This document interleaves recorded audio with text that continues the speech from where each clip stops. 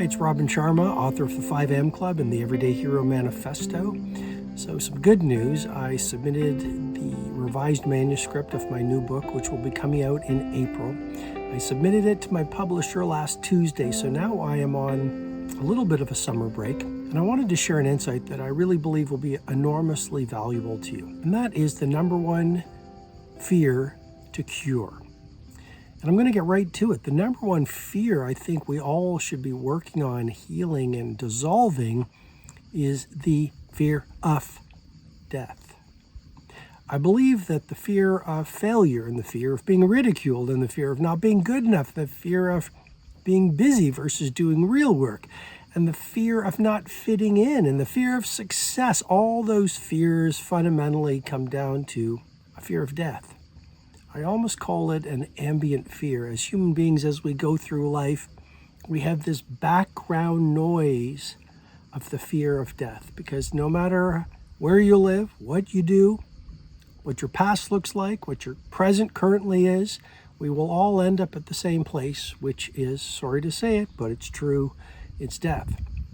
And if you do not heal your ambient fear, your background noise of dying, then at a subconscious level, you will never live your finest life and materialize your highest promise, because you're contracted and you're restricted because you're in a state of fear, limbic hijack. And I'd like to read a chapter of the Everyday Hero Manifesto to you called Death's Just a Hotel Room Upgrade, because it's going to be really relevant. I have fear within me because I am human. My voice truly shook in terror when I was asked to speak in front of 10 people at biology lab in university. When I meet celebrities, visit with someone new, or am questioned intensely by border control agents, I generally get nervous. As an introvert, I'm uncomfortable in social situations such as weddings, birthday celebrations, and the ultimate torture chamber, dinner parties. I'm going to just skip to it. Here we go. But if there's one thing that has never frightened me at all, it's dying. I recently had a conversation with a good friend about death. He was speaking of how he spends a lot of time thinking about his ending.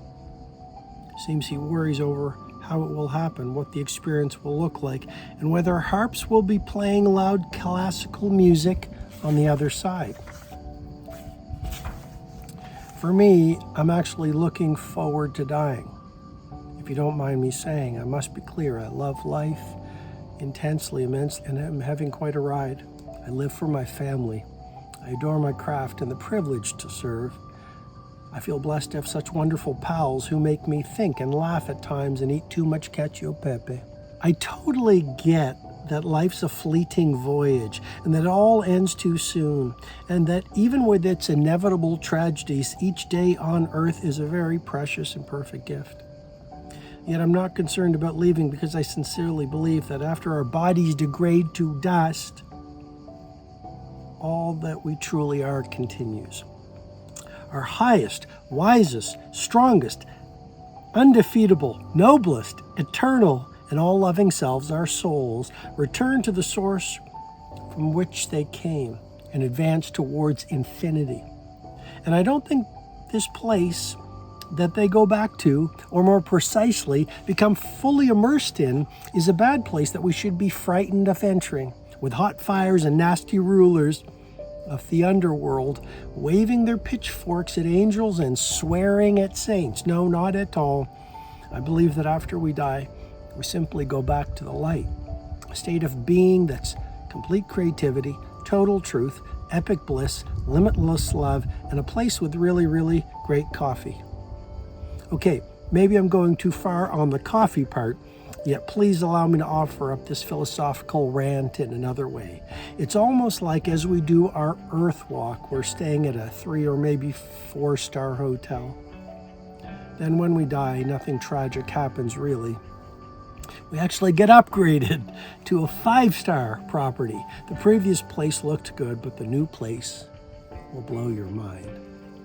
Why would you resist the transition when it's to an even better destination?